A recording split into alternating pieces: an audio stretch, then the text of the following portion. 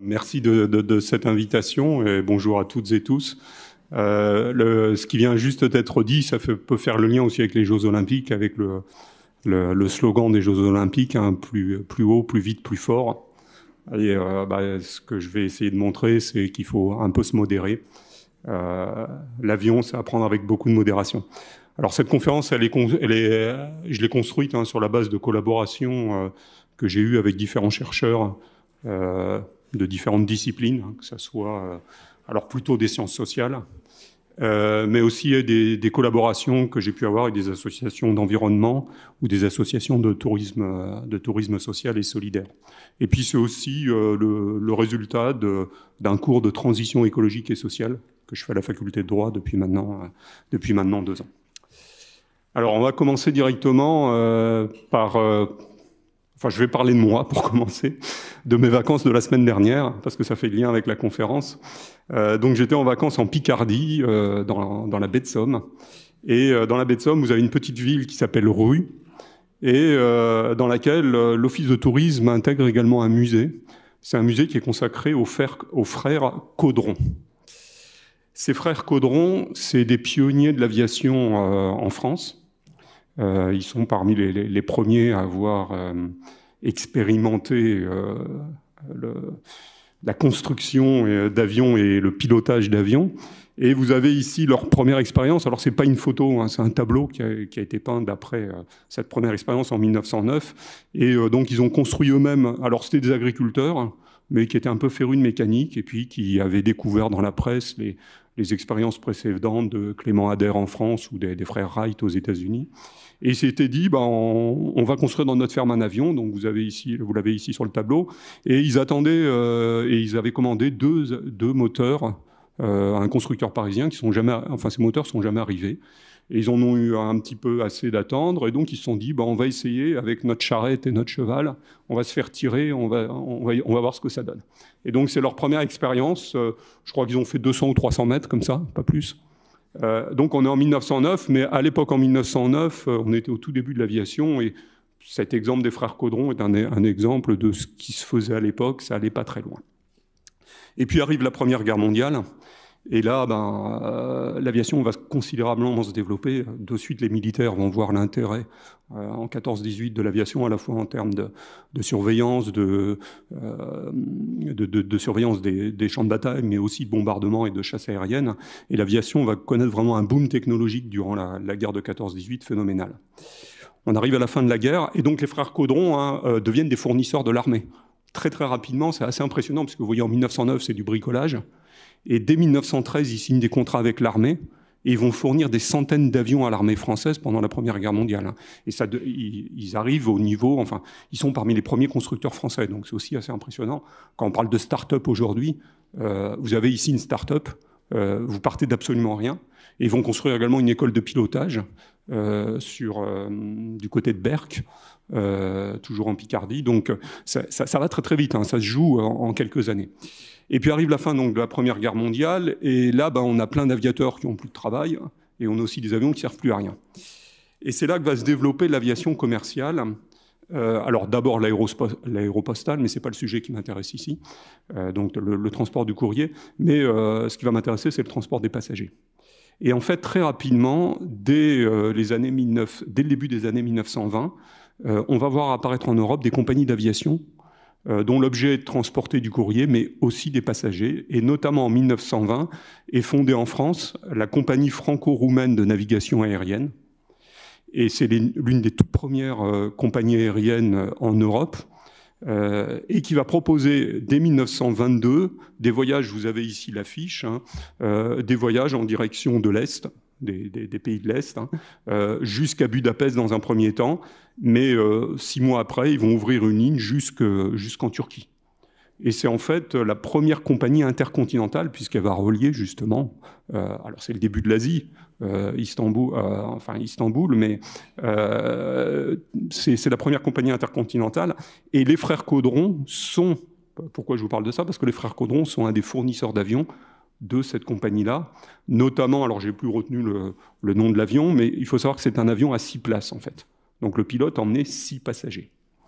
emmener 6 passagers, et donc vous pouviez, et donc vous avez la fiche, hein, et c'est le gain de temps qui affichait d'emblée dès 1922 l'intérêt par rapport notamment au déplacement en train, puisqu'on vous dit vous pouvez faire Paris-Budapest en 10 heures, alors qu'à l'époque c'était minimum 2 jours et 2 nuits de voyage en train. Alors ce qui est intéressant, et ce que j'ai trouvé aussi dans le musée Caudron, c'est le prix auquel était vendu ce voyage. Alors par exemple le Paris-Prague, il était vendu 1500 francs en 1922. Alors 1500 francs, c'est des anciens francs, hein, évidemment, à l'époque. Qu'est-ce que ça fait en euros? Si on utilise le convertisseur de l'INSEE, vous pouvez... il y a un convertisseur très pratique à l'INSEE qui vous permet de convertir des sommes en anciens francs ou en francs en valeur actuelle en euros, en tenant compte évidemment de l'inflation depuis l'année considérée. Et donc ça représente à peu près 1700 € d'aujourd'hui. Donc c'est pas énorme. Alors, c'est plus cher qu'un billet, je n'ai pas regardé les prix Paris-Prague aujourd'hui, c'est plus cher qu'aujourd'hui, mais ce n'est pas un prix qui paraît excessif en tant que tel, sachant qu'il n'y avait que 6 passagers dans l'avion. Voilà. Petite anecdote, ils privilégiaient, puisqu'il n'y avait que 6 places, ils privilégiaient les gens qui faisaient le trajet le plus long. C'est-à-dire que s'il y avait quelqu'un qui faisait Paris-Budapest, eh bien on le privilégiait par rapport à Paris-Prague, etc.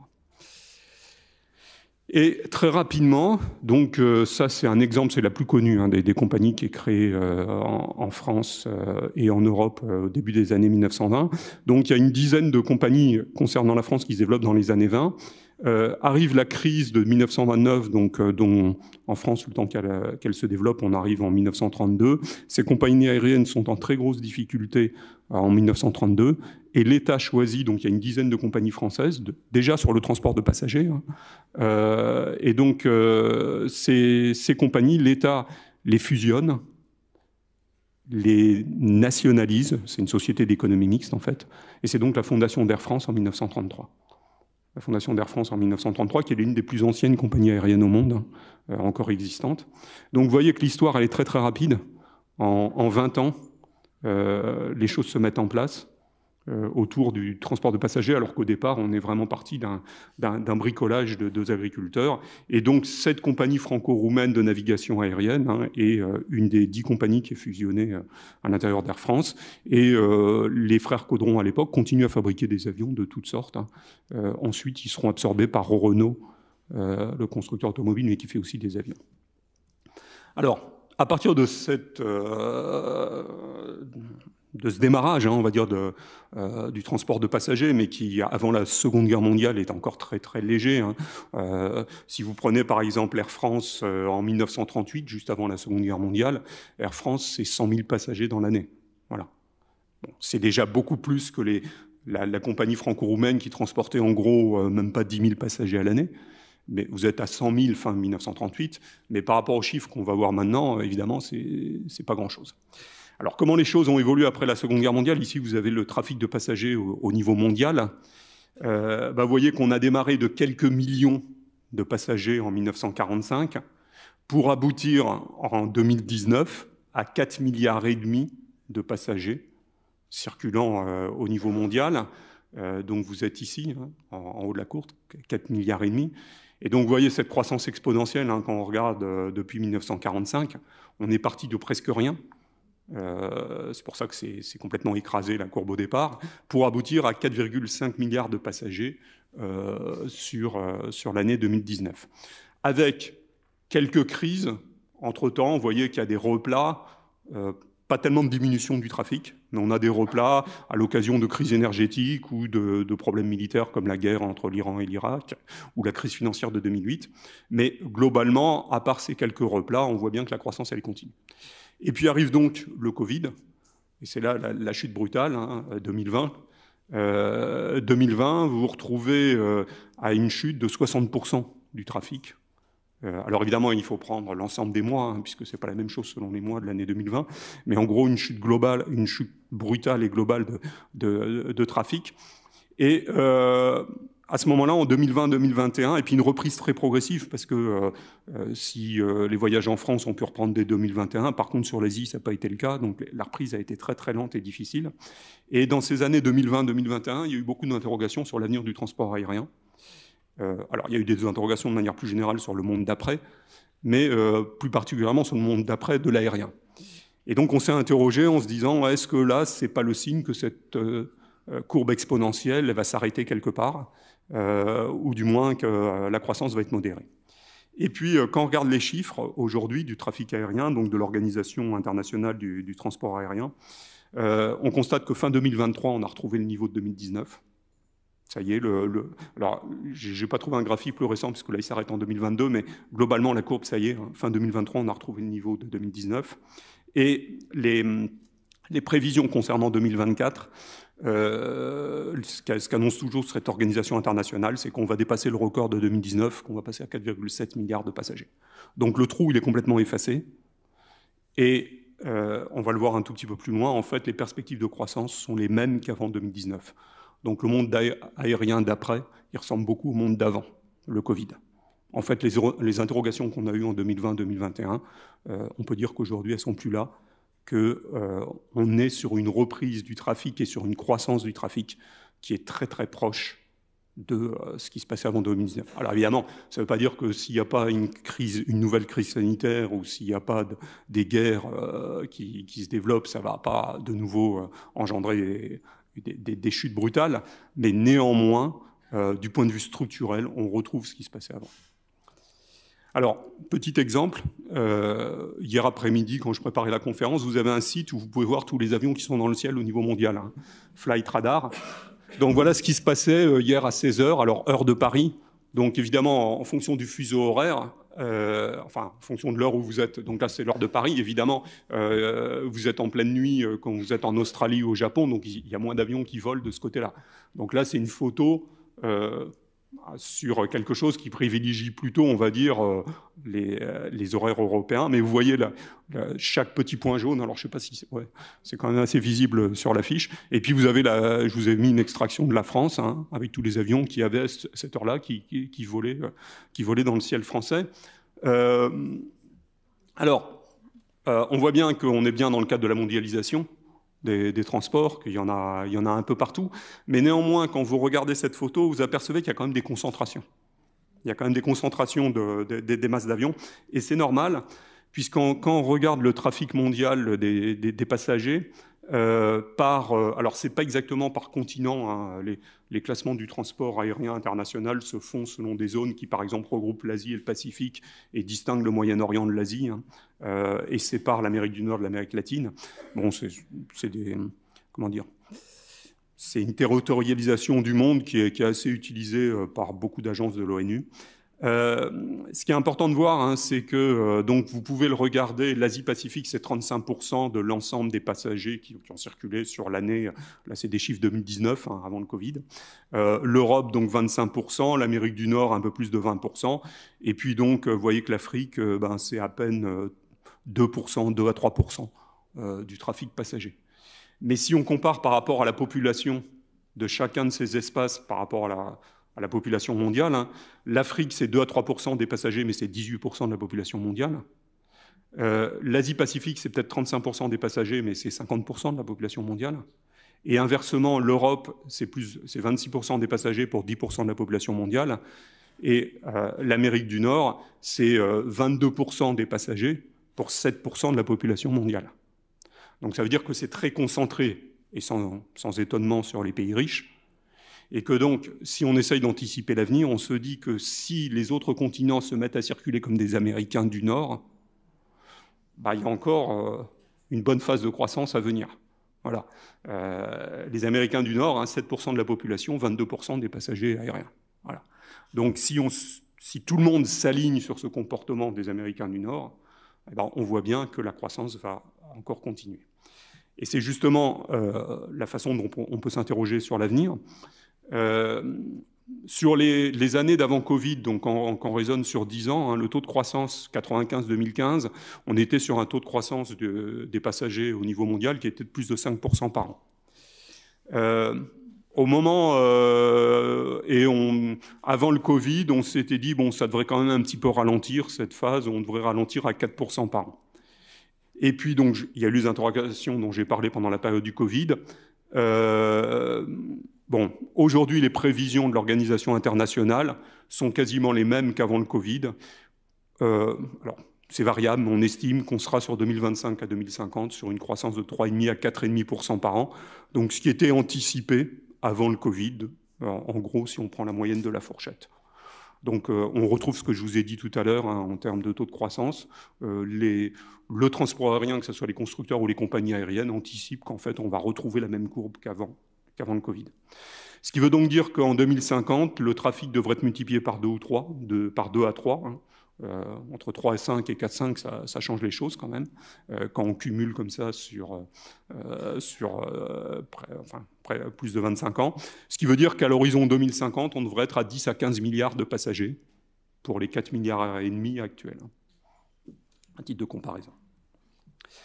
Alors, conséquence, le monde du transport aérien est extrêmement optimiste. Vous avez ici les carnets de commandes d'Airbus et de Boeing. Il y a eu un petit creux au moment du Covid. Et encore, vous voyez que c'est très très léger, le creux, en termes de carnet de commandes. En fait, les compagnies aériennes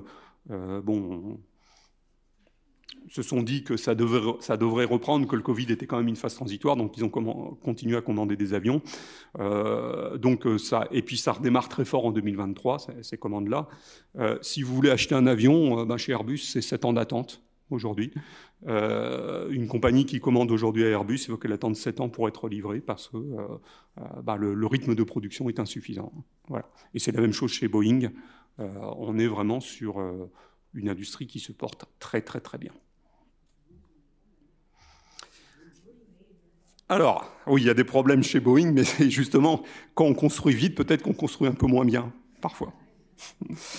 Je reviens sur ces inégalités, toujours au niveau mondial, sur l'aérien. Quand on dit qu'il y a 4,5 milliards de passagers en 2019 et un peu plus en 2024 vraisemblablement, en fait, ça ne veut pas dire qu'il y a 4,5 milliards de personnes qui ont voyagé dans l'année. Parce qu'il y a des gens qui font plusieurs voyages. Et donc, en fait, et c'est toujours les chiffres officiels, hein, en fait, il n'y a que 850 millions de voyageurs dans une année. 11% de la population mondiale. C'est à peu près un peu plus de 10% de la population mondiale qui prend l'avion sur une année donnée. L'année de 2019. Ça fait donc 850 millions de voyageurs. Parce que ces 850 millions de voyageurs, en moyenne, ils font 5 voyages aériens par an. Voilà. Si vous voulez une photo au niveau mondial, c'est ça. C'est 850 millions de personnes et qui font en moyenne chacune 5 voyages par an. Alors évidemment, 5 voyages par an, c'est qu'une moyenne.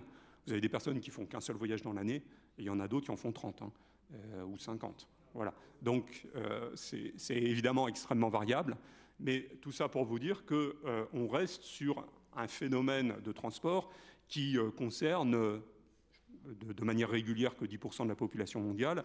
Et alors même si c'est très très difficile à calculer, on estime qu'il y a encore 60% de la population mondiale qui n'a jamais pris l'avion de sa vie. Voilà. Ça, c'est plus difficile quand on raisonne sur toute la vie d'une personne. On estime qu'il y en a 40% qui a pris au moins l'avion une fois dans sa vie et 60% de la population qui n'a jamais pris l'avion dans sa vie. Voilà. Là, ces chiffres, ils sont un peu moins rigoureux que ceux que je viens d'évoquer. Si on raisonne au niveau national, on estime qu'il y a 80% des Français qui ont déjà pris l'avion, au moins une fois, et 20% qui n'ont jamais pris l'avion de leur vie. Alors, tout âge confondu. Évidemment, il y a des effets de génération, on va le voir ensuite. Et également, c'est des chiffres de l'ADEME, 50% des voyageurs en France, des voyageurs aériens en France, sont des CSP+, donc catégorie socio-professionnelle type cadre, profession libérale, chef d'entreprise, etc., alors qu'ils ne représentent que 20% de la population adulte en France. Donc ça reste, y compris dans les pays riches, le voyage aérien reste concentré plutôt sur des catégories favorisées. Alors, qui prend l'avion en France ? Il y a eu une étude de l'Institut Jean Jaurès, assez intéressante, de 2022, justement au moment juste après le Covid. C'était dans le cadre de la reprise du transport aérien que cette étude a été menée. Et donc, c'est une étude qui permet un peu de cibler ces comportements de pratique aérienne en fonction de la fréquence et en fonction de la catégorie de la personne. Donc vous voyez qu'en gros, il y a 3 catégories si on veut séparés dans la population française. Ceux qui prennent régulièrement l'avion, en gros 10% de la population française, donc régulièrement, ça veut dire qu'ils prennent l'avion au moins 3 fois par an. Mais certains, c'est plusieurs fois par mois. Vous voyez qu'il y a 2% de la population française qui prend l'avion plusieurs fois par mois. La fréquence occasionnelle, c'est une grosse moitié des Français. Fréquence occasionnelle, c'est 1 à 2 trajets par an, ou donc 21%, ou un trajet tous les 2 ou 3 ans, c'est ce qui est appelé de façon exceptionnelle, 35%. Et il y a 33% des Français qui prennent jamais l'avion, c'est-à-dire qu'ils l'ont, soit les 20% qui l'ont jamais pris dans leur vie, soit les 13 autres pourcents qui ont pris l'avion une fois il y a 10 ou 20 ans, mais qui ne l'ont pas repris depuis. Voilà. Donc voilà sur le panorama, 10% qui prennent beaucoup l'avion, soit entre 50 et 60% qui prend régulièrement l'avion, et puis un gros tiers qui prend jamais l'avion, ou quasiment jamais l'avion. Alors, sans surprise, les catégories derrière ça, plus on est riche, plus on prend l'avion. Bon, je ne détaille pas. Plus on habite l'Île-de-France, plus on prend l'avion. Et plus on est jeune, plus on prend l'avion. Alors, le défaut de ce type d'analyse, c'est que c'est une analyse pour un économiste qui n'est pas toute chose égale par ailleurs. C'est-à-dire qu'il faut croiser en fait l'âge, le revenu et le lieu d'habitation. Si les habitants de l'Île-de-France prennent beaucoup l'avion, c'est parce qu'ils ont beaucoup d'offres, parce qu'ils ont des grands aéroports internationaux à disposition, mais c'est aussi parce que les habitants d'Île-de-France ont un pouvoir d'achat qui est supérieur aux provinciaux. Donc il n'y a pas que l'effet Île-de-France derrière ce 16 et 16-10 sur la pratique régulière, hein. Il y a aussi l'effet revenu. Dans la région Île-de-France, il y a plus de CSP+, et il y a un pouvoir d'achat qui est bien supérieur. Donc voilà quelques exemples. Et alors là, c'est pour m'amuser à partir de l'étude Jean Jaurès. Petite question, à votre avis, est-ce que l'avion est de droite ou de gauche? Est-ce qu'on prend plus l'avion si on est de droite ou si on est de gauche? Alors... Première réponse, j'ai découvert, et je n'avais jamais fait attention, quand on prend l'avion, on monte toujours du côté gauche. Vous embarquez toujours du côté gauche quand vous prenez l'avion.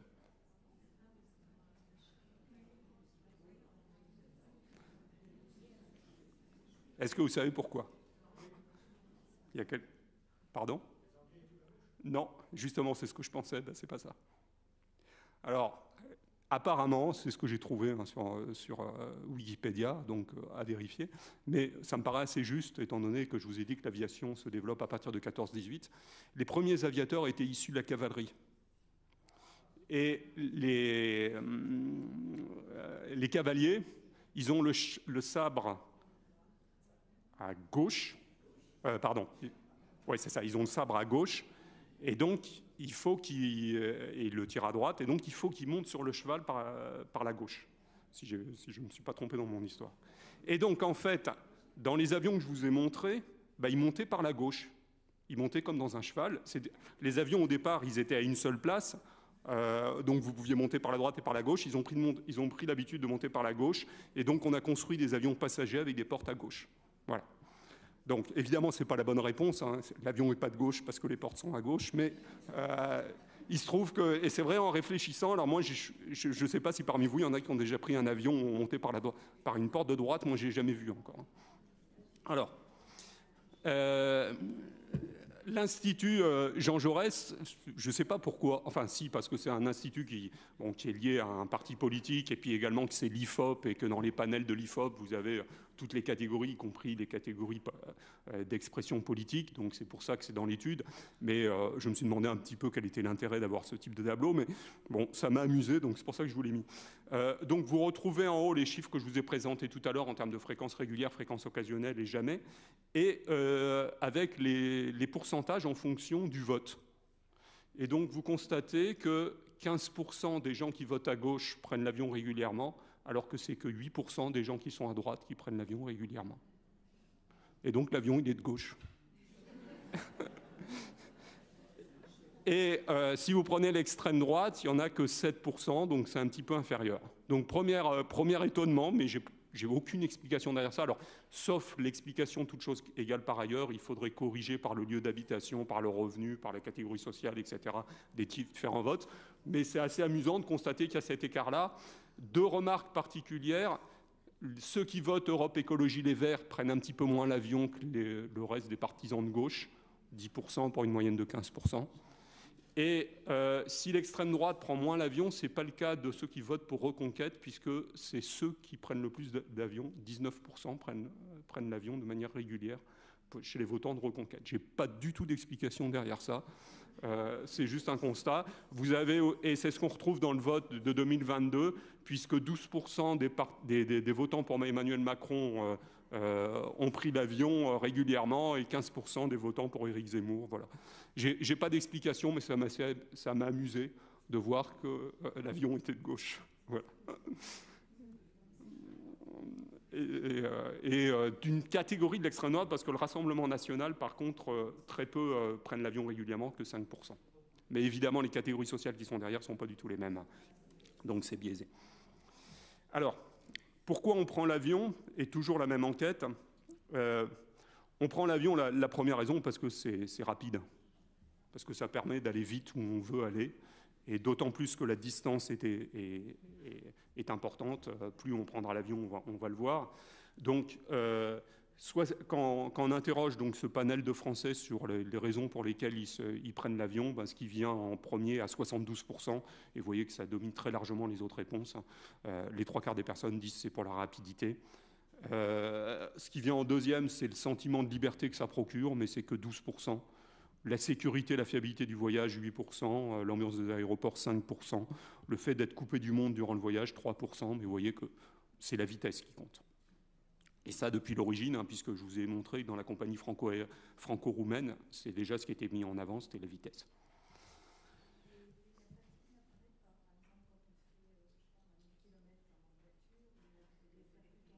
Bah, ça peut être relié à la vitesse, à la rapidité. Quelque part, hein, mais ce n'était pas proposé dans le sondage. Voilà. Inversement, pourquoi on ne prend pas l'avion? Première réponse, c'est le prix des billets. Des billets trop chers sur certaines destinations notamment.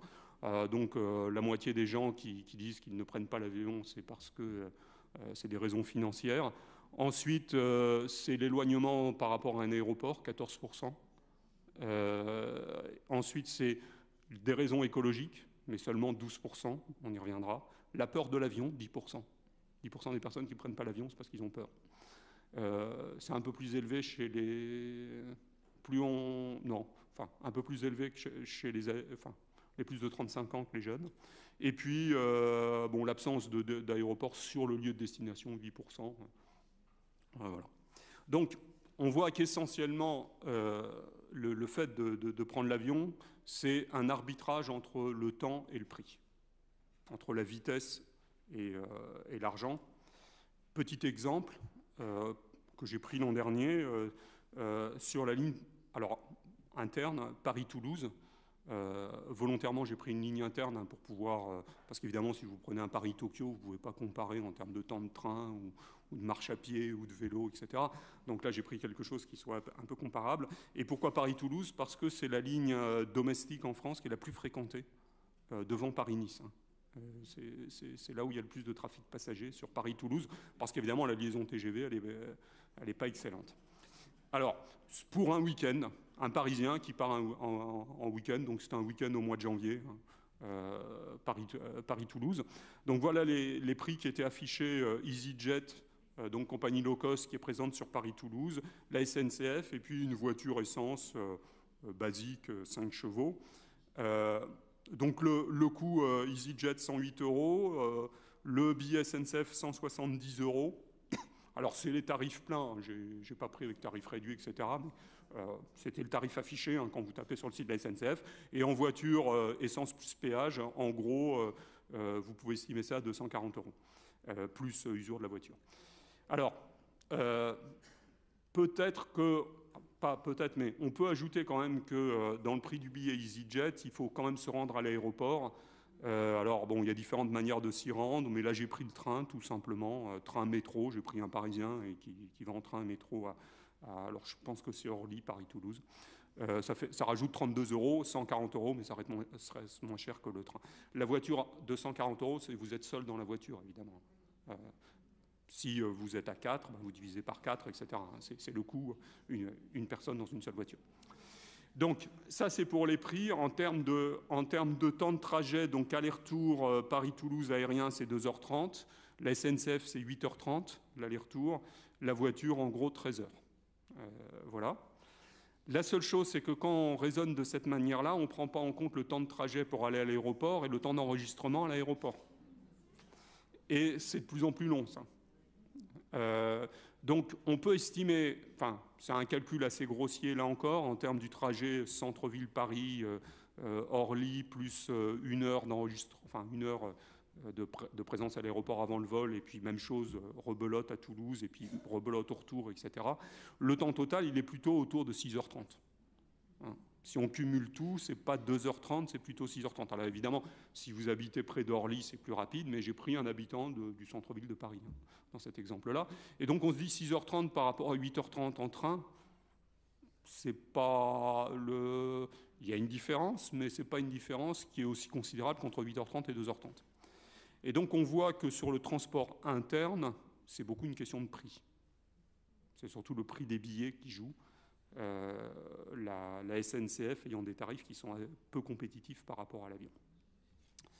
Alors, quand on regarde maintenant pourquoi on voyage en avion, les motifs qu'il y a derrière, ils peuvent être extrêmement variés. Là, c'est au niveau toujours de la France, hein, c'est toujours au niveau national. C'est une enquête qui date de 2015-2016 parce qu'il n'y en a pas eu depuis de la Direction générale de l'aviation civile. Donc c'était une enquête, on a interrogé 40 000 personnes qui étaient présentes dans les différents aéroports français et on a regardé pourquoi ils prenaient l'avion. Et donc, en gros, 50% des voyages, c'est pour des raisons de vacances et de loisirs. 28% des voyages, c'est pour un motif professionnel, et 22%, c'est pour un motif privé, notamment visite à des amis ou à de la famille ou des raisons de santé, de manière assez marginale. Voilà. Donc, ce qui va m'intéresser maintenant, c'est essentiellement, puisque cette conférence, elle est centrée surtout sur aérien et tourisme, c'est ces 50%-là, c'est le fait... Alors, sur les voyages professionnels, c'est sans doute le secteur qui a redémarré le plus difficilement après le Covid, avec le développement des visioconférences. C'est un secteur qui est un petit peu sinistré, ça. Le business, l'aérien pour motif professionnel est un secteur qui redémarre beaucoup plus lentement que les deux autres motifs. Je vais pas m'y intéresser ici. Hein. Et puis le motif privé, j'en reparlerai. Le motif privé, il faut penser à toutes les personnes qui ont de la famille ailleurs qu'en France. Soit qui soient originaires des dom-toms, soit qui soient originaires d'un autre pays, etc. Et donc, s'interroger en termes de limitation du transport aérien, c'est pas simplement s'interroger sur des limitations de transport pour des raisons de vacances et de loisirs, c'est aussi s'intéresser à ces personnes-là, où le motif du voyage est quand même un motif familial. Et donc, à mon avis, les contraintes qu'on pose en matière de transport aérien ne peuvent pas s'appliquer de la même manière entre les motifs de vacances loisirs et les motifs d'ordre familial. Alors, un petit exemple, j'ai participé à une étude, au début de cette étude d'une association qui s'appelle Forum Vie Mobile. En fait, c'est une association qui dépend de la SNCF, qui s'interroge sur les modes de déplacement des Français.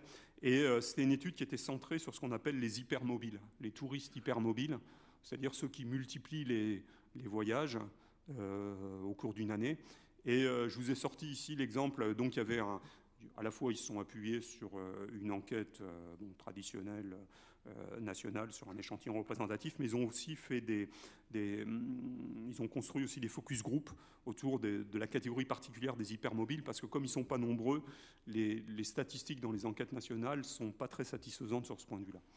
Et donc je vous ai pris ici un exemple de quelqu'un qui s'appelle Bruno, qui était dans l'échantillon choisi des hypermobiles, donc parisien, et qui voyage beaucoup, puisque sur l'année considérée, donc ça devait être l'année, c'est un rapport de 2022, mais ça a dû être fait sur 2019 de mémoire, Ouais, oui, ça donne marqué, c'est d'avant le Covid. Donc cette personne, elle a fait 8 dans l'année, et uniquement pour des motifs touristiques, hein. Vous n'avez pas ici les motifs professionnels, c'est uniquement les motifs touristiques. Donc elle a fait 8 voyages en avion, 4 voyages en TGV, 1 voyage en voiture. Donc c'est un hypermobile, mais qui privilégie l'avion, hein, par rapport aux autres modes de déplacement. Et vous voyez ces destinations. Hein, alors, en TGV, il est allé là où ça se faisait le plus facilement, c'est-à-dire à Londres, Bruxelles, Amsterdam. Il a choisi le TGV, ou Lyon, pour la France, Lyon et Metz, il y allait en TGV. Mais par contre, pour les autres destinations, il est allé en avion. Hein. Ça a pu être des destinations qui étaient relativement proches, hein, on va dire, comme Cannes. Il est allé à Cannes en avion, donc enfin l'aéroport de Nice, ou Francfort. Vous avez aussi une relation TGV. Et puis, il est aussi allé en Mongolie, il est aussi allé en Albanie, etc. Voilà, il a donc multiplié. Alors évidemment, c'est quelqu'un qui est dans les catégories supérieures en termes de revenus. Mais vous voyez ce type de comportement, et ce n'est pas quelque chose qui est exceptionnel. Vous trouvez ici... alors, ça représente, hein, on va dire, 1 à 2% de la population française, ces hypermobiles aériens, pour ce qu'on peut en juger. Et donc, on peut définir ces hypermobiles aériens comme des gens qui, justement, en gros, sont à un rythme comme ça de 8, 10, 12 voyages par an, pour motifs touristiques uniquement. Hein. Je répète, ce n'est pas les motifs professionnels qui sont ici intégrés. Alors, une fois qu'on a dressé un peu ce panorama social de la pratique du transport aérien, on va passer évidemment à l'angle écologique. L'angle écologique, donc, est en premier lieu, le problème, c'est le problème du réchauffement climatique, de la contribution de l'aviation au réchauffement climatique à travers les émissions de gaz à effet de serre. Au niveau mondial, les émissions de gaz à effet de serre liées à l'aviation, c'est 11% des émissions de la totalité des transports, tout compris. Hein. Donc transport aussi bien voiture, bus, train, bateau, avion, et transport à la fois passagers, marchandises, etc. Quand on prend la totalité des transports sur la planète, l'avion représente, et la totalité des émissions de gaz à effet de serre de cette totalité des transports mondiaux, l'avion représente 11% des émissions des transports. Si on raisonne au niveau de la totalité des émissions de tous les comportements des humains sur la planète, l'aviation représenterait entre 2,5 et 6% des émissions totales. Alors, premier élément là-dessus, c'est une fourchette qui est considérable entre 2,5 et 6%. C'est plus du simple au double. Et en fait, derrière ça, en gros, si vous prenez... Enfin, c'est un petit peu comme les manifestations entre la police et les syndicats. C'est-à-dire, si vous prenez l'Organisation internationale du transport aérien, ils vont vous dire 2,5%. Si vous prenez les associations environnementales, mais aussi des organismes comme l'ADEME, ils vont vous dire que c'est plutôt 6%. Voilà. En fait, ce qu'il y a derrière ça, c'est une incertitude scientifique sur ce qu'on appelle le forçage radiatif des avions, sur la façon de le prendre en compte. C'est-à-dire que, pour simplifier, je ne suis pas spécialiste de ça, donc je vais le simplifier au maximum. Vous avez, à travers les avions, deux types d'émissions de gaz à effet de serre. La première, qui est comme pour la voiture quand vous utilisez de l'essence, c'est l'émission de CO2 liée à l'usage du carburant. Voilà. Et donc ça fait 2,5-3% à peu près des émissions de GES totales au niveau mondial. Mais il y a un deuxième problème, c'est que les avions, ils laissent des traînées de nuages dans le ciel, et ça contribuerait au réchauffement climatique. Mais là, alors c'est sûr que ça contribue au réchauffement climatique, ça tous les scientifiques sont d'accord, mais l'incertitude, elle est sur le degré, enfin l'importance de cet effet sur le réchauffement climatique de ces traînées aériennes. Et c'est là que se situe l'incertitude et qui explique qu'on peut aller jusqu'à 6%. Voilà. Et que les écarts sont absolument énormes. Et dans toutes les projections que vous avez, hein, systématiquement, vous allez avoir des chiffres qui vont de l'ordre parfois de 1 à 3 à cause de ces deux manières de calculer qui sont différentes. La réalité, alors il n'y a pas de réalité, mais la plupart des organismes, j'allais dire sérieux et indépendants, sont autour de 4,5-5%. On est un peu plus en haut de la fourchette qu'en bas de la fourchette. Bon. Dans toutes ces émissions, donc 2,5 à 6%, là c'est la totalité de tout ce qui se passe en termes de transport aérien, passagers, marchandises, etc. Ce qui est intéressant, c'est de voir que l'aviation commerciale des passagers, ça représente 71% de ces émissions-là. L'aviation commerciale fret, c'est-à-dire les marchandises, c'est 17%. L'aviation privée, 8%. Je vais y revenir. L'aviation militaire, 4%. Voilà. Donc le gros, et c'est ce qui nous intéresse ici, c'est l'aviation pour le transport des passagers. Mais vous voyez que le transport des passagers, c'est beaucoup plus important que le transport de marchandises, du point de vue aérien, en termes d'émissions de GES. L'aviation militaire, alors là c'est un calcul en 2018, avec les guerres actuelles, peut-être que l'aviation militaire contribue plus aux émissions de gaz à effet de serre. Mais bon, ça c'est un autre sujet. Par contre, l'aviation privée, 8%. Alors l'aviation privée, vous avez deux choses là-dedans. Vous avez d'un côté ce qu'on appelle l'aviation de loisirs, les aéroclubs. Mais deuxième catégorie, vous avez l'aviation, enfin les avions d'affaires, les jets privés. Alors, je n'ai pas trouvé de chiffres qui permettent de distinguer entre l'aviation de loisirs et l'aviation d'affaires. Néanmoins, juste une chose, l'aviation d'affaires, les propriétaires de jets privés au niveau mondial, c'est 0,0000, vous mettez 1% de la population mondiale. Et ça doit représenter, si je sors de ça les aéroclubs, ça doit représenter 5 ou 6% des émissions de GES, alors que ça doit représenter à peu près 1/10 millionième des habitants de la planète. Voilà. Alors, je ne reviens pas sur l'avion de Bernard Arnault, mais vous avez ça derrière.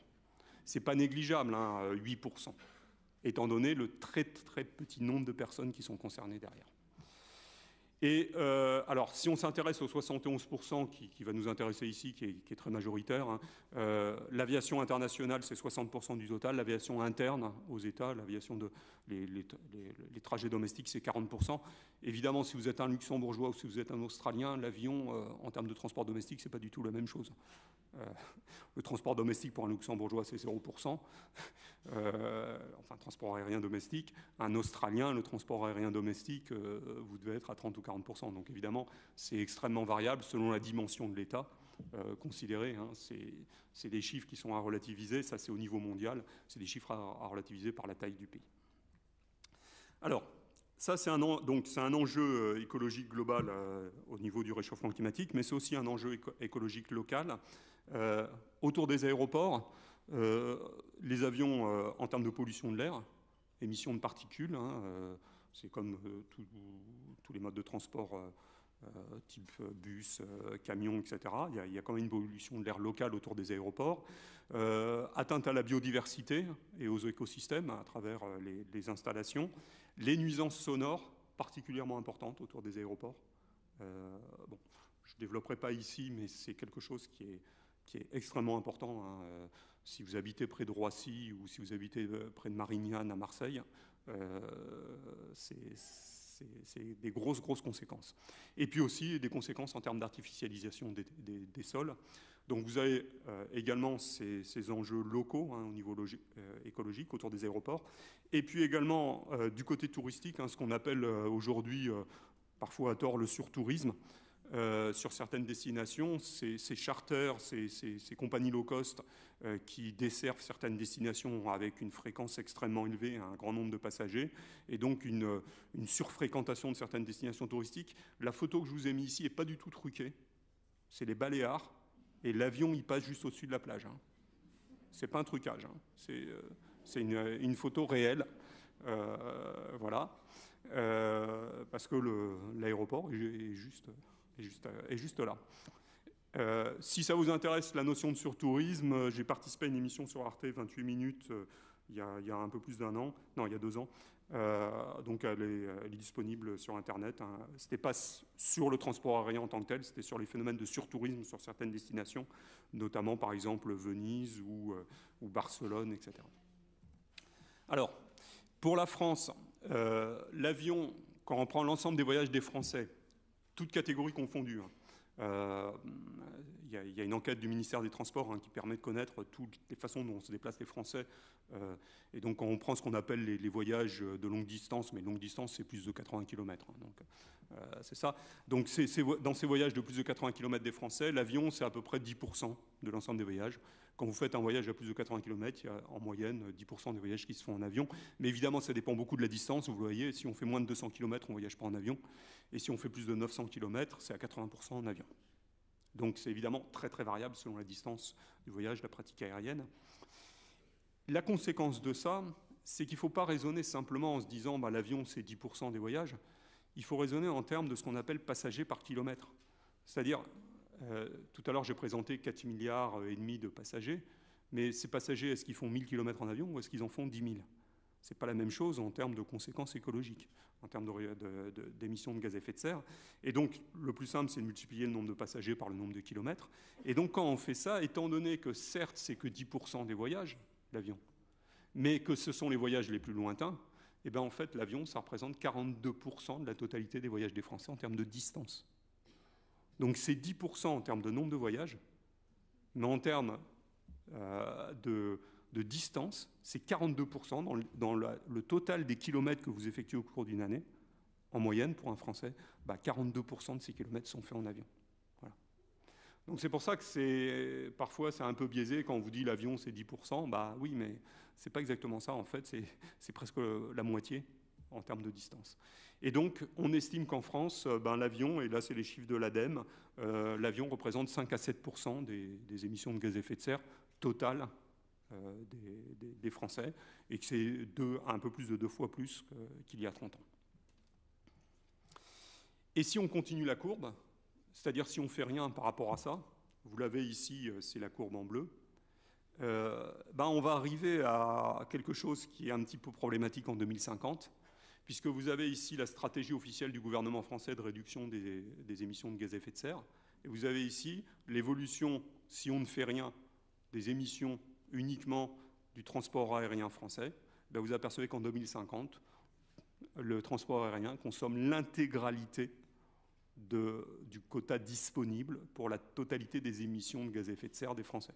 C'est-à-dire que vous, certes, vous continuez à prendre l'avion comme vous voulez, mais vous ne nourrissez plus, vous ne déplacez plus, vous ne soignez plus, vous ne faites plus rien. Vous ne faites plus que prendre l'avion. Voilà.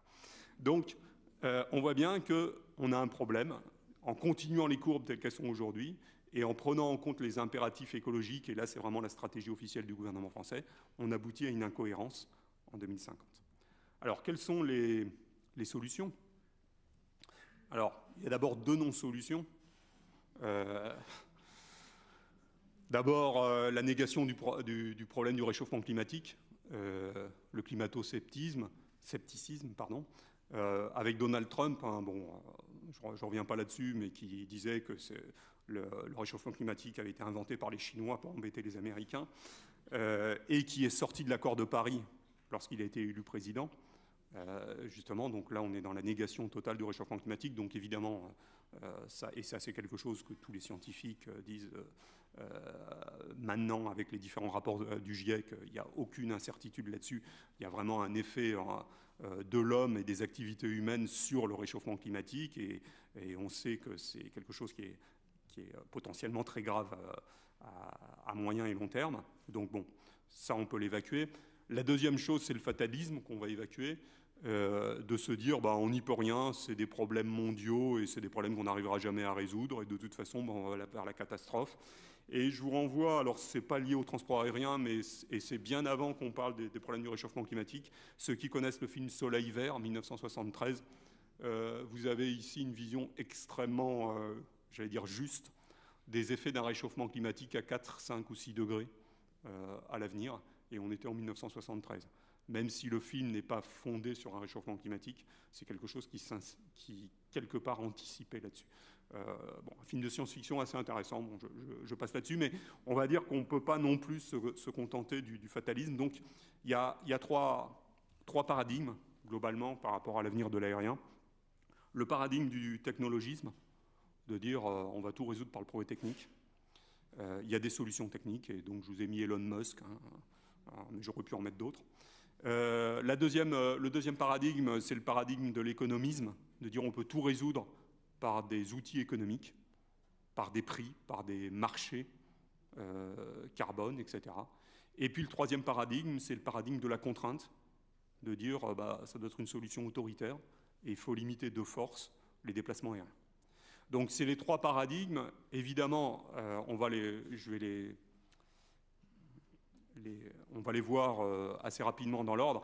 Évidemment, c'est une combinaison des trois qu'il va falloir utiliser. Aucun des trois paradigmes pris à lui seul n'est une solution. Et ça, quand on regarde les travaux de l'ADEME, quand on regarde les travaux du GIEC, quand on regarde les travaux de différentes associations environnementales, toutes sont d'accord pour dire que la solution, ce n'est pas une solution unique, et ce n'est pas un de ces trois paradigmes qui peut résoudre le problème que j'ai évoqué tout à l'heure.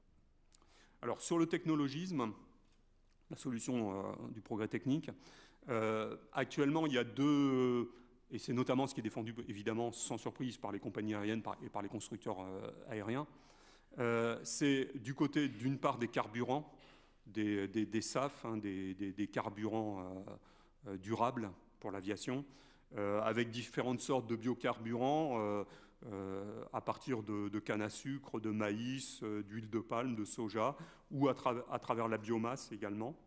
Et puis la deuxième, donc là vous êtes sur l'utilisation de carburants alternatifs et qui seraient entre guillemets, et avec beaucoup de précautions, qui seraient plus favorables à l'environnement que du kérosène à base de pétrole. Et puis la deuxième grosse solution technique, elle est autour de nouveaux modèles d'avions, d'avions électriques à batterie ou d'avions à l'hydrogène, soit de l'hydrogène qui alimente des piles électriques, soit de l'hydrogène utilisé directement dans les avions. Voilà.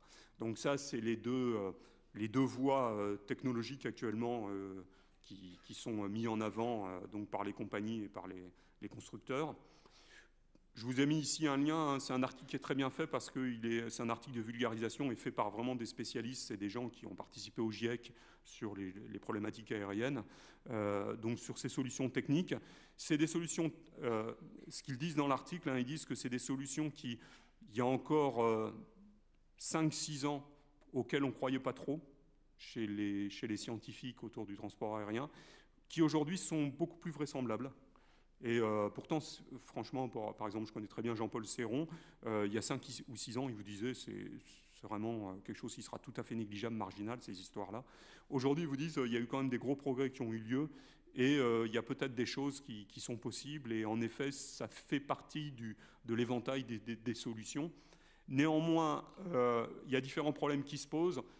Pour le faire très simplement, il y a deux problèmes qui se posent à ce niveau technologique. Le premier problème, c'est que certaines de ces techniques nécessitent de changer d'avion. C'est-à-dire qu'il y a certains biocarburants qui sont utilisables dans les avions actuels, mais il y en a d'autres qui ne sont pas utilisables dans les avions actuels. Ou si vous passez à l'avion électrique ou à hydrogène, il faut des nouveaux avions. Or, un avion, c'est utilisé pendant 30 ans. C'est utilisé pendant 30 ans et en plus, quand un constructeur met en route des recherches autour d'un avion, ensuite il va le commercialiser pendant 30 ans. Il faut qu'il amortisse les frais de recherche sur des ventes pendant 30 ans. Ça vous fait 60 ans.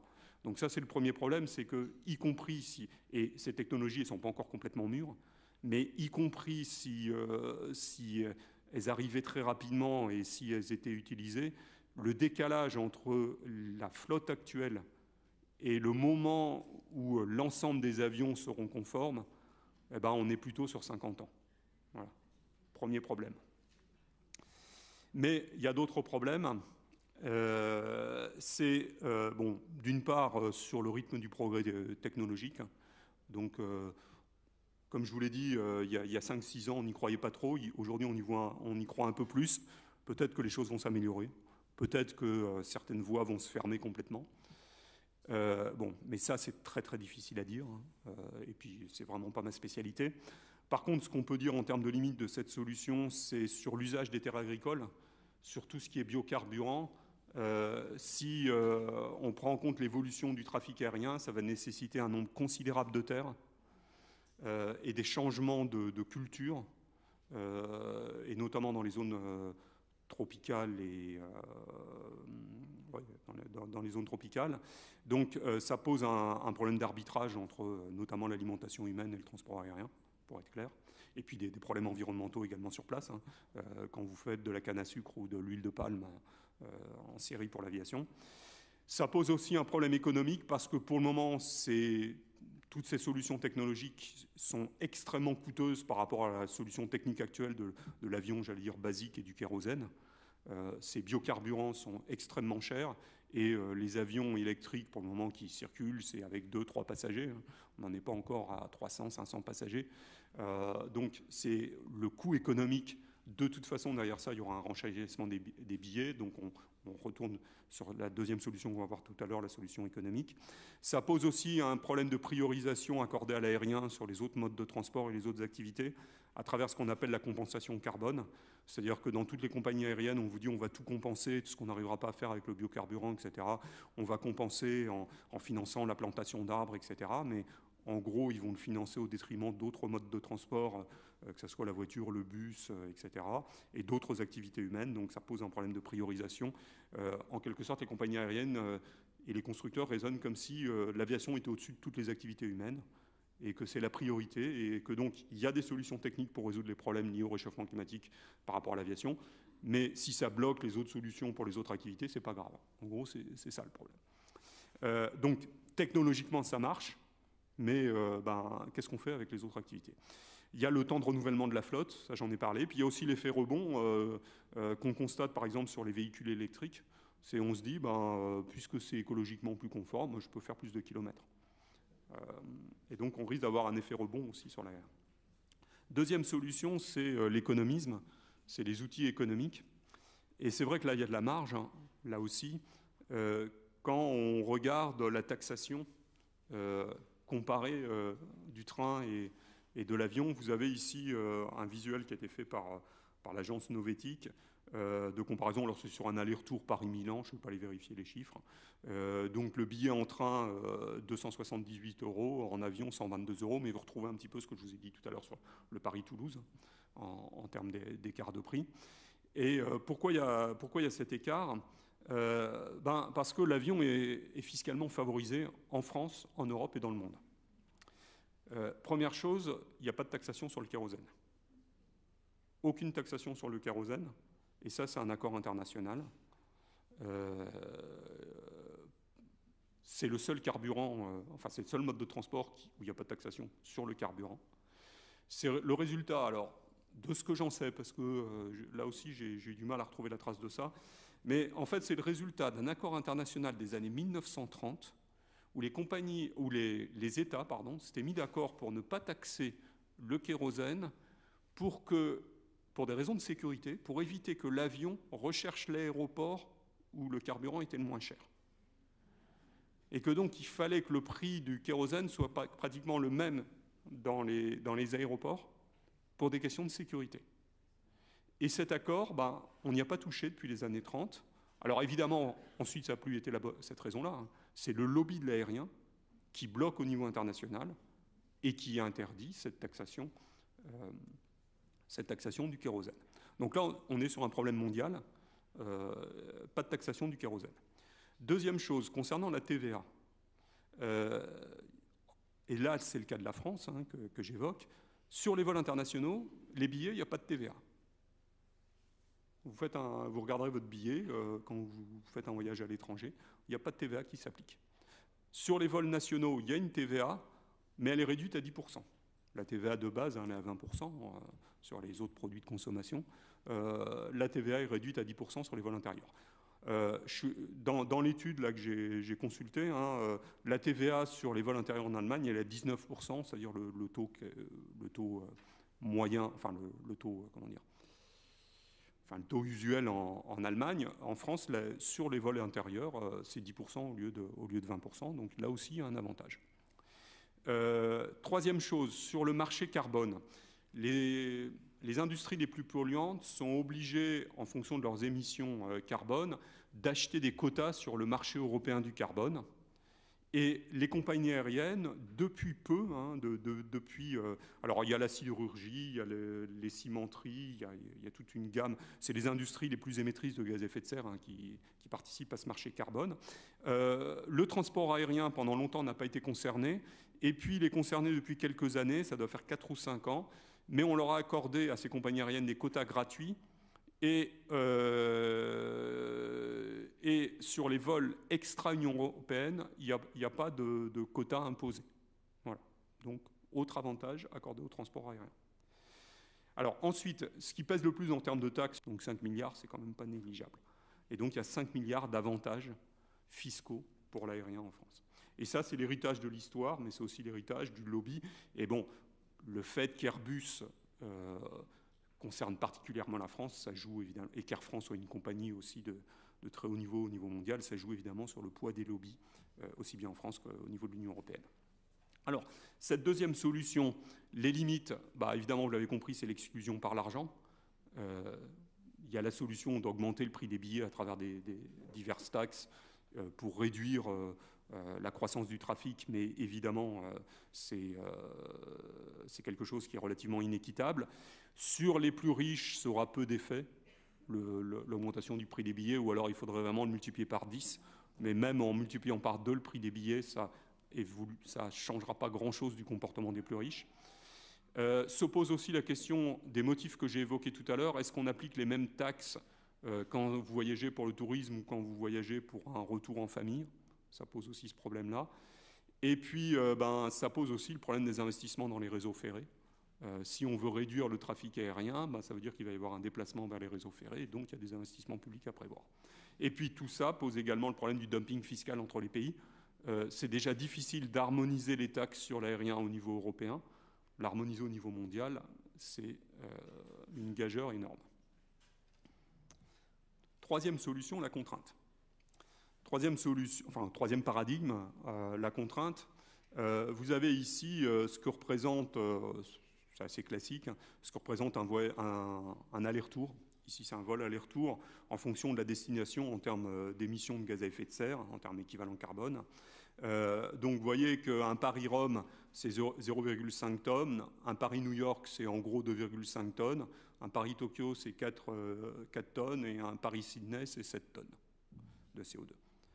Alors, en sachant, pourquoi la barre est ici, en sachant que l'objectif 2050 pour un Français, c'est 2 tonnes. Ça rejoint ce que je vous ai dit tout à l'heure, c'est-à-dire qu'en gros, si vous faites de l'aérien et si la croissance continue, de toute façon, vous consommez tout le quota carbone de la France uniquement sur l'aérien. Mais ce qui est intéressant, c'est de se dire qu'est-ce qu'on peut faire avec 2 tonnes carbone, hein, donc l'équivalent, on va dire, d'un Paris-New York. En voiture, vous faites 10 000 km. Et en TGV, vous faites un peu plus d'1 million de kilomètres pour 2 tonnes de carbone. Donc, en termes de distance, on peut faire pas mal de choses avec cet équivalent.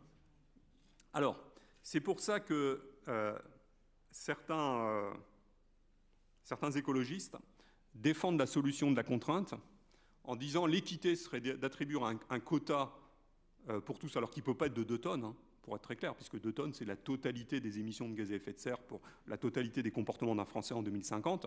Donc dans ces 2 tonnes-là, ce sera peut-être 5 ou 10%, pas plus.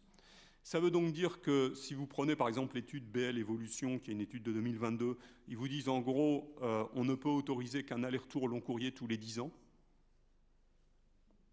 Donc long courrier à partir de Paris-New York. Hein, donc vous faites plus qu'un voyage tous les 10 ans par Français. Et d'autres vous disent, comme Jean-Marc Jancovici vous dit, c'est 4 vols dans sa vie, point. On autorise 4 vols dans sa vie, point. Voilà. Alors, du point de vue scientifique, ça tient la route. Hein. C'est fondé sur les mêmes calculs que les solutions précédentes. Hein. Le gros avantage, c'est que là, cet autoritarisme fait que ça s'applique immédiatement. À travers la fiscalité, vous ne savez jamais trop comment vont réagir les gens. Ils peuvent réagir moins que prévu. À travers les solutions technologiques, j'ai parlé de l'effet rebond, il se peut très bien que les gens profitent du fait que ça pollue moins pour se déplacer plus, etc. Là, vous avez une solution qui est assez simple du point de vue théorique, mais qui est extrêmement brutale. mais par contre qui est égalitaire, c'est pour tout le monde pareil. Alors, les limites ici, en termes de surveillance, ça veut dire que chacun, de toute façon, dans ce système-là, a sur son portable un logiciel qui vérifie. Alors, parce que dans ces solutions-là, il n'y a pas que le transport aérien, mais en gros, le transport en voiture, etc., est intégré, etc. Donc, vous êtes suivi sur tout ce que vous faites pour calculer votre consommation de carbone, enfin, votre émission de gaz à effet de serre. Voilà, donc on est dans un système de surveillance généralisée de tous les modes de transport, on va dire. Deuxième chose qui est pas... Il y a deux sous-solutions dans la contrainte. C'est soit de dire on fait des quotas uniformes pour tous, mais qui ne sont pas revendables. Donc vous les utilisez, par exemple 4 volts dans sa vie, ben, vous pouvez en faire 0, 1, 2 ou 3 ou 4, mais vous ne pouvez pas dépasser 4. Mais il y a une autre solution que combinent les écologistes libéraux, qui est de dire on peut revendre ces quotas. Et donc les pauvres, plutôt que de faire les 4 vols, ils vont revendre leurs 4 vols aux riches. Et on crée un marché de quotas, comme il existe un marché de quotas pour les entreprises, que j'ai évoqué tout à l'heure. On crée un marché de quotas pour les particuliers, et ces quotas, vous pouvez les revendre. Et donc, vous faites un arbitrage économique entre ce que ça peut vous rapporter en termes de plaisir et ce que ça peut vous rapporter en termes d'argent, en le revendant à une personne plus riche. Donc, il y a cette question-là, c'est pour ça que je vous l'ai mis quotas revendables. Donc là... c'est aussi problématique. Il y a toujours la question des quotas différenciés selon les motifs. Quelqu'un dont la famille habite en Australie sera quand même très défavorisé dans le système. Et puis également, toujours le fait que si on bloque sur l'aérien, il faut développer les transports réseau ferré. Alors, pour ne pas déborder, je vais être un peu plus rapide sur les diapos finales. Donc, je vous ai dit, la solution, elle est forcément mixte. Il faut agir sur les leviers, sur tous les leviers que j'ai évoqués tout à l'heure. Et c'est ce que proposait la Convention citoyenne pour le climat en 2019-2020. L'objectif était de respecter les engagements de la France à l'horizon 2050. Et donc, concernant le transport aérien, il y a eu 7 propositions spécifiques au transport aérien. Qui ont été élaborées, je ne les détaille pas ici, faute de temps, qui ont quand même, ces solutions, elles ont été adoptées à 88% des votants. Il y avait 150 personnes qui participaient à cette convention citoyenne, qui étaient représentatives de la population française, puisque c'était un tirage au sort. Donc 88% se sont mis d'accord sur ces 7 propositions, donc c'est plutôt des propositions consensuelles, quelque part. Sachant que ces personnes, elles avaient été informées. Le principe des conventions citoyennes, c'est qu'on n'est pas simplement sur un sondage et un vote de propositions, c'est qu'on est aussi sur de la réflexion, qu'il y a des scientifiques, des personnes qui viennent présenter des solutions. Et je vous ai mis ici, mais je ne vais pas le détailler faute de temps, ce qu'en a fait l'État de ces propositions de la Convention citoyenne. Alors, vous avez 2 visions possibles. Vous avez la vision des citoyens qui ont participé à la Convention pour le climat et qui ont noté l'État français de mémoire à 3 sur 10 en application des mesures, de manière générale. Et puis vous avez la version du gouvernement actuel, ce que je vous ai mis ici, en disant que quand même ils ont essayé au maximum d'appliquer certaines mesures. Bon, je ne vais pas rentrer dans les détails ici, faute de temps, mais les applications ont été très très partielles. Elles ont été très très partielles. Je vous prends, et ce sera mon deuxième, je vais prendre juste 2 exemples, mais je vais détailler le deuxième. Le premier, c'est par exemple la Convention citoyenne proposait que lorsqu'on pouvait faire le trajet en train en moins de 4 heures, eh bien on fermait définitivement la ligne aérienne. Et donc ça concernait notamment les lignes en France. Ce qu'en a fait le gouvernement, c'est de dire qu'on va fermer uniquement 3 lignes, c'est Orly-Nantes, Orly-Bordeaux, Orly-Lyon. Voilà. Alors que c'était plus vaste que ça. Mais la deuxième solution, et c'est celle qui va m'intéresser, c'est sur interdire la construction de nouveaux aéroports et l'extension des aéroports existants, qui était une proposition de la Convention citoyenne. Et ce qu'en a fait le gouvernement, c'est de renforcer les études d'impact. C'est-à-dire qu'il y a une nouvelle législation sur les études d'impact sur justement les extensions d'aéroports. Et c'est donc ce dont je vais vous parler dans le peu de temps qui me reste. Donc, très rapidement, en 2021-2022, on est différents chercheurs, vous avez les noms ici, 4 chercheurs, sociologues, anthropologues, économistes. On a été contactés par différentes associations autour de l'environnement, des associations environnementales, pour étudier les relations entre aérien et tourisme. Bon, donc il y a un rapport qui est disponible en ligne de manière générale. Et dans ce rapport-là, moi, je me suis intéressé plus particulièrement justement aux études d'impact des aéroports, des enquêtes publiques autour des aéroports, et plus particulièrement d'un cas précis qui est l'aéroport de Marseille, l'aéroport de Marseille-Provence. Bon, il y a actuellement 10 projets d'extension d'aéroports en France. Donc, celui qui m'a intéressé, moi, parce que j'avais, à travers une association locale, j'avais toutes les données de l'enquête publique. Il faut savoir que c'est des dizaines de milliers de pages, une enquête publique sur une étude d'impact d'extension d'aéroport. Et donc, on avait tout à disposition, c'est pour ça qu'on a choisi Marseille. Avec ici, ce qui était prévu, donc c'était la construction d'un deuxième terminal et puis l'extension du premier terminal et puis la construction d'une jetée d'embarquement avec des perspectives d'évolution du trafic qui, en gros, allaient vers un quasi-doublement du trafic sur l'aéroport de Marseille, de 10 millions de passagers actuellement à 18-20 millions en 2050. Alors, ce qui m'a intéressé dans l'étude d'impact, c'est l'aspect économique, puisque je suis économiste, et pas les études d'impact environnemental en tant que telles. Ce qui m'intéressait, c'est la façon dont on mesurait les impacts socio-économiques comme ça d'un projet d'infrastructure aéroportuaire sur le cas de Marseille. Le calcul qui était proposé... Alors, entre parenthèses, le propriétaire de l'aéroport de Marseille-Provence, c'est la Chambre de commerce et d'industrie des Bouches-du-Rhône. Et c'est cette Chambre de commerce et d'industrie des Bouches-du-Rhône qui a commandé l'étude à un cabinet, l'étude d'impact à un cabinet, l'étude socio-économique dont je parle ici. Donc, l'étude n'est pas totalement neutre entre le commanditaire et le consultant. Voilà à quoi arrivait l'étude. C'était que cette construction, elle était, alors, la valeur actualisée nette, le gain espéré sur la totalité de l'utilisation de cette infrastructure. Donc, entre 2017, le moment où on décide du projet, 2045, le moment où on atteint le sommet de l'utilisation des infrastructures construites, le gain, il était estimé à 5 milliards d'euros. C'est-à-dire le gain pour le territoire, on va dire de la régionale, puisque le périmètre était régional, donc PACA, enfin région sud. Donc le gain estimé était comme ça sur 30 ans, quasiment 30 ans, était de 5 milliards d'euros. Et donc, résultat, le cabinet de consulting a dit c'est à réaliser puisque c'est positif. Ce qui était pris dedans, c'était d'une part le coût d'investissement, donc 200 millions d'euros, les coûts d'exploitation sur les 30 ans, 457 millions d'euros, tout ça étant actualisé, puisqu'évidemment les euros de 2017 et les euros de 2045, c'est pas la même chose. Les impacts sur l'économie locale, tout compris, y compris les impacts touristiques, étaient estimés à 6 milliards d'euros. Et la monétisation des effets négatifs n'était estimée qu'à 50 millions d'euros.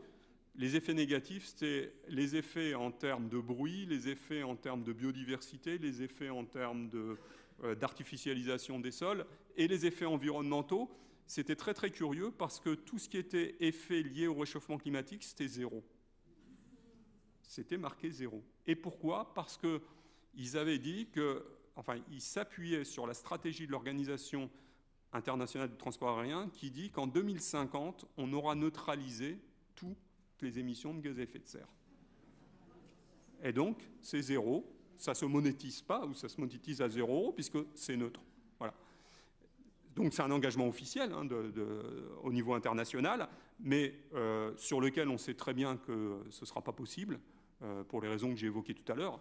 Peut-être qu'en 2050, on arrivera à une aviation neutre, mais d'ici 2050, on n'y sera pas encore. Et donc, il y aura ce cumul-là qui est à prendre en compte. Et ça, ce n'est pas fait dans l'étude. Mais, en fait, il y a d'autres erreurs dans l'étude, d'autres biais de mesure. C'est que dans les recettes touristiques, ils ont pris les arrivants à Marseille, venant d'autres aéroports et qui viennent dépenser sur le territoire, sur le territoire régional, mais ils n'ont pas pris en compte que les Marseillais qui prenaient l'avion à Marseille allaient dépenser leur argent ailleurs. Et ça, j'ai vérifié, c'est le biais dans toutes les études sur les aéroports en France, c'est systématique. Or, à Marseille, 69% des passagers, c'est des Marseillais. C'est en fait plus un aéroport de départ que d'arrivée. C'est plus utilisé par les Marseillais pour aller ailleurs que pour faire venir des gens d'ailleurs. Et donc, en fait, si on fait une étude économique classique où on balance ce qui arrive de ce qui sort, eh ben, il faut supprimer 4 milliards. Aux 6 milliards de recettes, ça c'est ce qui arrive, il y a 4 milliards qui sortent de l'autre côté. Et ça, ils ne le prennent pas en compte. Deuxième chose, donc, comme je vous l'ai dit tout à l'heure, ils ne prennent pas en compte les émissions de gaz à effet de serre parce qu'ils croient à l'engagement au ACI, donc ça représenterait 805 millions.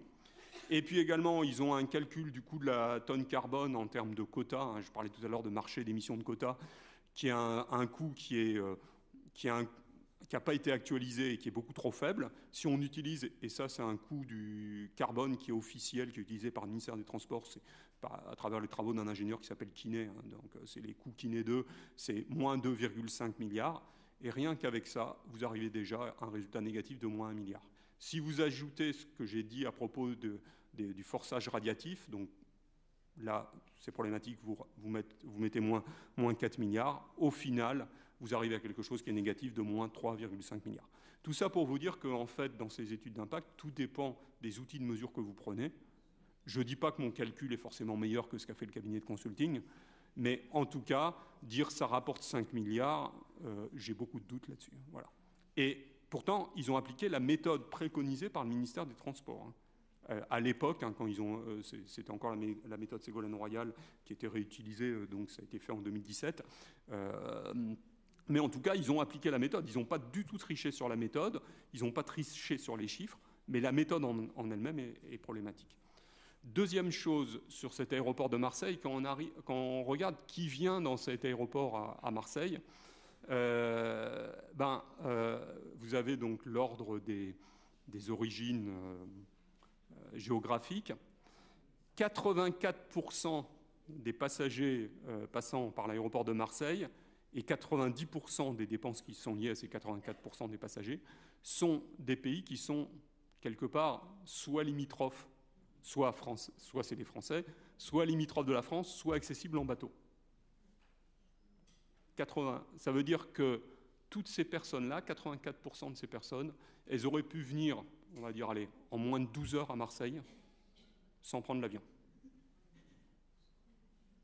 Et c'est 90% des recettes. Voilà. Donc là aussi, il y a peut-être des alternatives. Et je conclus sur l'aspect le plus important, mais qui est le plus difficile à traiter, qui est celui de l'imaginaire autour de l'aviation. Comme vous avez en gros le même âge que moi, je ne sais pas si vous vous souvenez, mais dans les années 60 et 70, on pouvait aller regarder décoller les avions. Et notamment à Orly, il y avait une terrasse, il fallait payer, il y avait un ticket, on payait, je ne sais pas, 2 ou 3 francs, et on pouvait aller voir décoller les avions. Et ça faisait rêver, et moi j'y suis allé enfant, hein, et ça faisait rêver d'aller voir décoller les avions. Il y a tout un imaginaire qui s'est construit autour de ça, et j'ai retrouvé là une carte postale de la terrasse d'Orly. C'était un business à l'époque d'aller voir décoller les avions. Je vous renvoie aussi à un autre film avec Leonardo DiCaprio, Arrête-moi si tu peux, hein, où il joue le rôle d'un arnaqueur, mais qui se fait passer pour un faux pilote d'avion, mais avec tout le prestige qu'il y a autour du pilote d'avion, et de l'uniforme de pilote d'avion, et tout l'imaginaire qu'il y a derrière, et toute l'histoire de l'aviation qu'il y a derrière également. Hein. Donc on a quand même un gros... quand on travaille sur le transport aérien, il faut prendre en compte tout cet imaginaire autour de l'aviation, et puis également tout l'imaginaire autour du tourisme, en termes de destinations exotiques, que ce soit pour des Français ou que ce soit pour des étrangers. Et je vais juste finir là-dessus par un petit jeu, puisque pour travailler sur l'imaginaire, un peu de tourisme exotique justement. Alors je vous ai mis 6 images avec des références. L'Amazonie, le Colorado, la Thaïlande, l'Autriche, le Canada, le Sahara. Ben oui, vous avez deviné, tout est en France. Puy-de-Dôme, Vaucluse, Jura, Annecy, Vosges, Dunes du Pilat. C'est que des photos qui ont été prises en France. Et c'est ce sur quoi travaille, mais pour le moment, ce n'est pas fini, et c'est la diapo précédente, alors il faut que je remonte. C'est ce sur quoi travaille Greenpeace, c'est d'essayer d'imaginer un moteur de recherche pour des vacances qui propose des voyages exotiques, mais sans prendre l'avion, en prenant le train, ou en prenant le bus, ou en prenant le bateau. Et alors pour le moment, c'est à titre d'essais, hein, donc il n'y a que quelques propositions, mais vous avez des propositions en fonction de la durée sur laquelle vous voulez voyager, que ce soit la Forêt Noire en train ou que ce soit de Rome à Tunis en train et en bateau, en fonction de la durée. Et donc c'est tout ça qui est derrière la question de l'avenir du transport aérien. C'est aussi de travailler sur l'imaginaire. Et je vous renvoie là-dessus, évidemment, à Don't Look Up et au symbole de regarder en l'air. Je vous remercie de votre attention.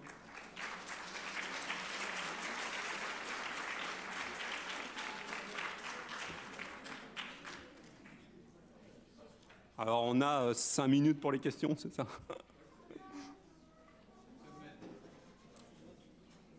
Sabel, c'est bon, on peut prendre quelques questions. Ah, attendez, alors là, il y en a, on se bouscule.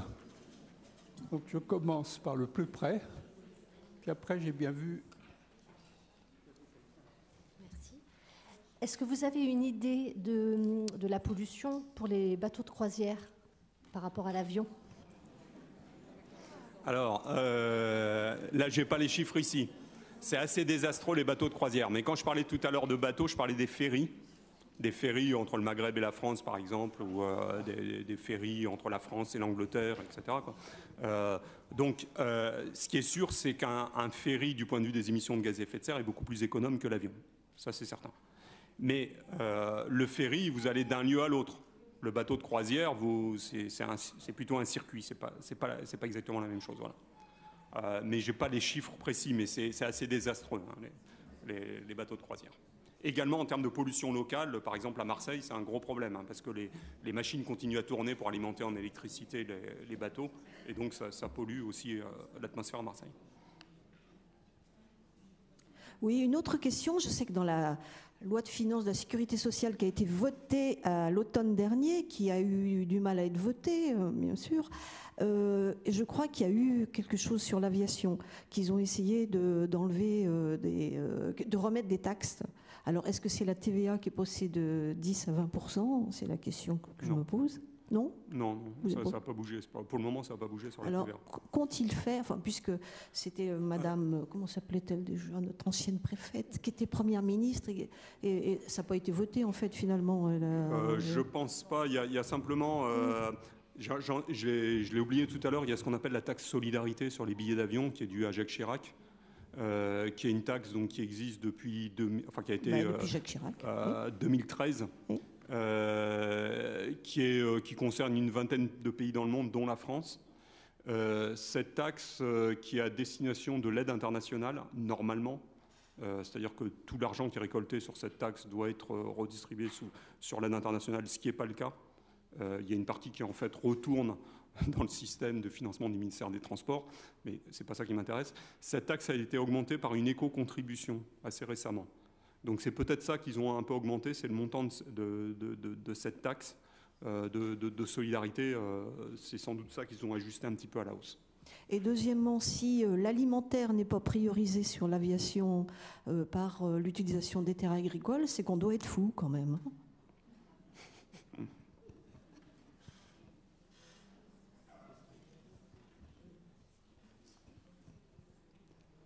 Quelqu'un d'autre souhaite-t-il poser une question? Oui. Voilà.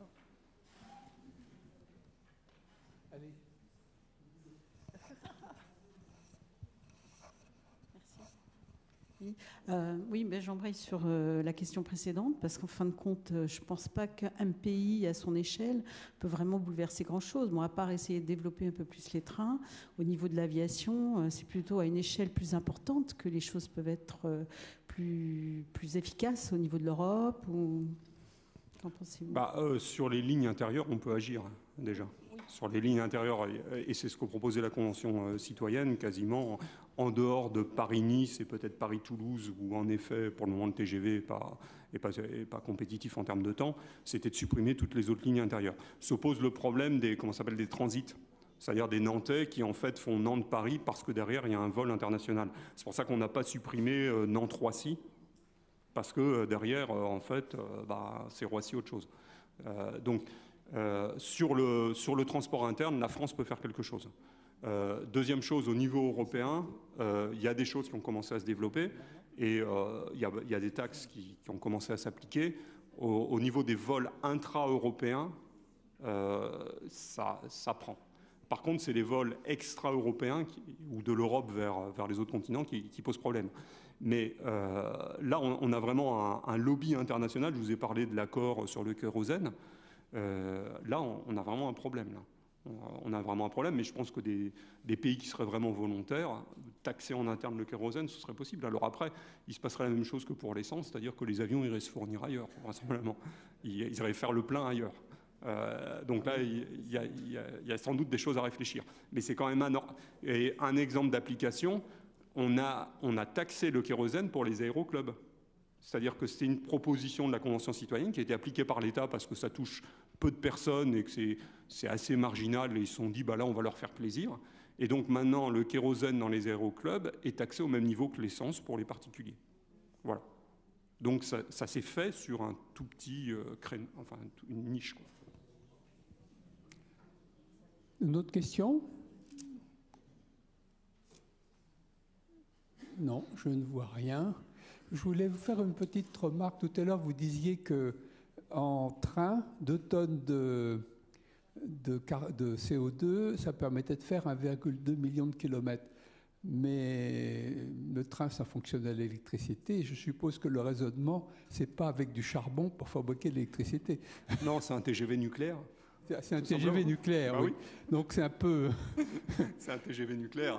C'est pour ça que j'ai parlé de TGV et pas de train, parce que si on prend des trains dans d'autres pays, en effet, c'est pas le même... En Chine, ça ne doit pas être tout à fait pareil. C'est pas la même source d'énergie qui est utilisée. Voilà. Mais là, c'est du TGV nucléaire. C'est du TGV nucléaire, oui, bon. On arrête là? Eh bien, écoutez, on va vous remercier. Et puis...